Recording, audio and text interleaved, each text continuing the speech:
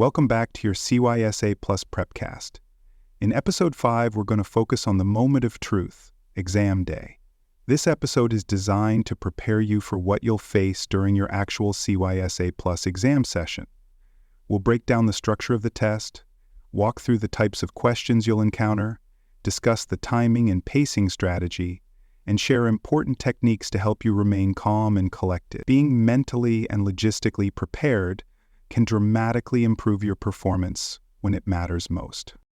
When exam day arrives, you'll sit for the CYSA Plus CS 0-003 exam, which includes a total of up to 85 questions. These questions are a combination of traditional multiple-choice formats and performance-based scenarios. The goal of this dual structure is to evaluate both your theoretical knowledge and your practical ability to detect, analyze, and respond to cybersecurity threats. You are expected to move fluidly between knowledge recall and hands-on problem-solving throughout the exam. The multiple-choice questions you'll face are not simple trivia. Most of them are scenario-driven, which means you'll be asked to read a paragraph or interpret a situation before selecting the best or most appropriate option. These questions often come with 4 or 5 choices that may all seem plausible at first glance. Success here requires more than memorization. It demands attention to detail, critical thinking, and the ability to identify subtle cues hidden in the phrasing of the question or the context of the scenario. A significant portion of your exam will consist of performance-based questions, or PBQs. These are interactive exercises that ask you to apply your skills in simulated environments. You may be required to analyze log files, configure firewall rules, perform vulnerability scans, or make decisions about how to respond to a security breach. These questions are designed to test your ability to perform the job functions of a real cybersecurity analyst. The practical, scenario-based nature of these tasks sets CYSA Plus apart from many other certifications that rely mostly on theoretical understanding. Performance-based questions vary in length and complexity. You might be asked to drag and drop configuration settings, review logs for signs of malicious activity, or select a series of actions based on a sequence of events. These questions typically do not include partial credit, and they are intended to simulate realistic cybersecurity scenarios. That means you need to be comfortable applying concepts rather than simply recalling definitions. During your study, try to focus on lab work and hands-on practice that mirrors these types of exercises. The total exam time is 165 minutes, just under 3 hours. This is a generous window, but only if you manage your time wisely. Many candidates find the performance-based questions to be the most time-consuming.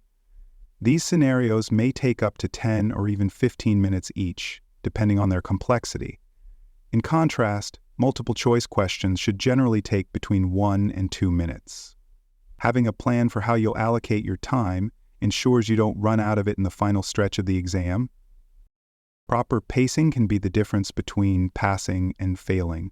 As a guideline, aim to complete the multiple-choice questions within the first hour and a half, leaving yourself extra time to handle the performance-based questions and to revisit any flagged items. Start the exam by scanning through the questions quickly. If a performance-based question appears early and seems overly complex, don't hesitate to skip it and return later. Getting stuck early can drain your time and impact your confidence for the remainder of the exam. CompTIA exams allow you to mark questions for review. This feature is extremely helpful, especially when you encounter items that seem confusing or when you're unsure about your answer. Use the Mark for Review function to flag those questions, move on, and return to them once you've answered the rest. Often, another question later in the test may trigger your memory or provide context that helps you resolve an earlier item. Just remember to revisit all flagged questions before time expires to ensure you don't leave anything unanswered. Whether you choose to take the exam in person at a testing center or through an online proctored format, expect a highly controlled environment. At in-person locations, you'll be required to present valid identification, follow strict procedures, and store all personal items in a secure locker. The remote testing format also includes detailed pre-checks such as room scans, webcam monitoring, and ID verification. Make sure you read through all testing procedures in advance to avoid surprises or delays on the day of your exam. On exam day, you're generally permitted to bring only your identification. Phones, bags, notes, and calculators are not allowed. For remote testing, you'll need a quiet, distraction-free room and a stable internet connection. Before beginning, you'll go through a check-in process that may include showing the room with your webcam and verifying that no other people or prohibited items are nearby.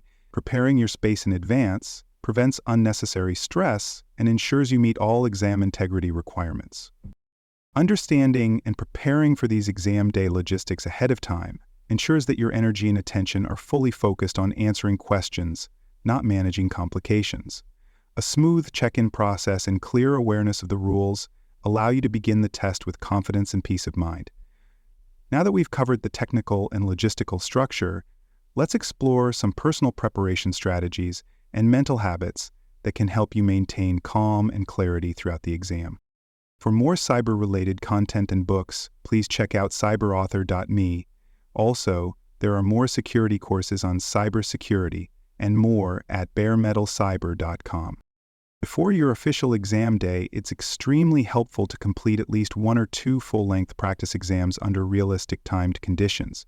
Doing so gives you a clearer sense of how to pace yourself, how long various question types take, and how fatigue may affect your focus over a 3-hour period. These practice sessions allow you to experience the mental rhythm of the test and make adjustments to your strategy well before the stakes are real. Repetition under pressure builds familiarity, and familiarity reduces stress. When your exam day finally arrives, whether you're taking the test in person or online, make it a point to arrive early or log in at least 15 minutes ahead of your scheduled time. This cushion helps you move through check-in procedures calmly, handle unexpected technical issues, and mentally settle in before the timer starts. Rushing at the beginning of the exam can carry over into your decision-making, leading to simple mistakes. A composed start gives you the mental space to concentrate fully from the very first question. As you begin working through the exam, make it a habit to read each question thoroughly. Many CySA Plus questions include subtle qualifiers or scenario details that are critical to selecting the correct answer. Key words such as best, most appropriate, or first can shift the meaning of a question significantly. In performance-based questions, it's especially important to pause and confirm exactly what is being asked before attempting to solve the scenario. A quick read-through, followed by a structured plan, will prevent wasted effort and save time overall. When faced with performance-based questions, the first step is to identify the goal of the task. Whether it's interpreting logs, adjusting security settings, or prioritizing response steps, it's easy to jump into action without clarity. Before you begin interacting with the simulation or providing answers, take a moment to outline a mental strategy. Decide what tools or information you'll need to use, and approach the question systematically. A rushed or unstructured approach often results in incomplete or incorrect answers, especially when the scenario includes multiple steps. It's also helpful to trust your instincts when selecting answers. In many cases, your first choice is the result of your cumulative study and preparation. Unless a later realization gives you a clear reason to change an answer, resist the urge to second-guess yourself too frequently.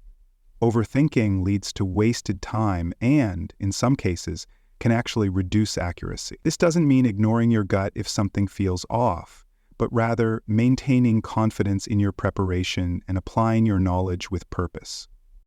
Managing your stress level during the exam is as important as managing your time. Incorporate short pauses throughout the test to reset your focus. Every 20 or 30 minutes, take 5 to 10 seconds to stop, breathe slowly, and clear your thoughts. Even just closing your eyes for a moment can lower anxiety and restore mental clarity. These small breaks can keep you mentally fresh and prevent your performance from declining due to stress or fatigue as the exam progresses. If you feel yourself becoming overwhelmed at any point, remember that you are allowed to take a mental step back. It's okay to close your eyes for a few seconds, breathe deeply, and return with a clearer head. A single stressful question shouldn't derail your performance. By actively managing your mental state, you maintain your ability to reason logically and apply what you've studied. Practicing these techniques ahead of time, especially during your mock exams, makes them easier to use when you need them most. Keep in mind that the exam does not penalize guesses. Unanswered questions are always marked incorrect, so if you're running out of time or are truly unsure of an answer, always make an educated guess. Eliminate the clearly incorrect options first, then choose from the remaining ones. Statistically, a thoughtful guess has a much higher chance of being correct than leaving the question blank. Finishing all questions is crucial, and even a lucky guess can be the one that gets you to a passing score. As the exam winds down, use any remaining time effectively. Revisit the questions you marked for review and take a fresh look at them. Sometimes stepping away and returning later allows you to see the correct answer more clearly. If time permits, double-check that your performance-based tasks are fully completed. It's easy to overlook a final step or leave part of a simulation unfinished when you're focused on managing the clock. These final minutes are your opportunity to improve your score and catch avoidable mistakes. Once you complete the exam and submit your answers, you'll receive preliminary results almost immediately on screen. These results indicate whether you passed or failed, although your official detailed score report will arrive via email within 48 hours.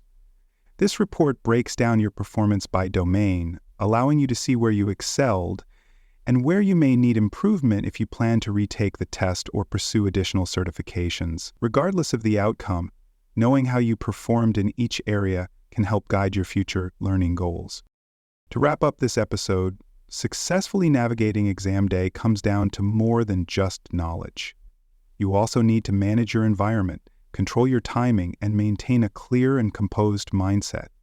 By understanding the structure of the CySA Plus exam, practicing with realistic simulations, and using proven test-taking techniques, you'll maximize your chances of passing on your first attempt. Keep building your confidence and reinforcing your readiness. We're here to guide you through every step on your journey to CySA Plus certification. Stay tuned for more PrepCast episodes as we continue exploring the key skills and concepts you'll need to master. Thanks for listening.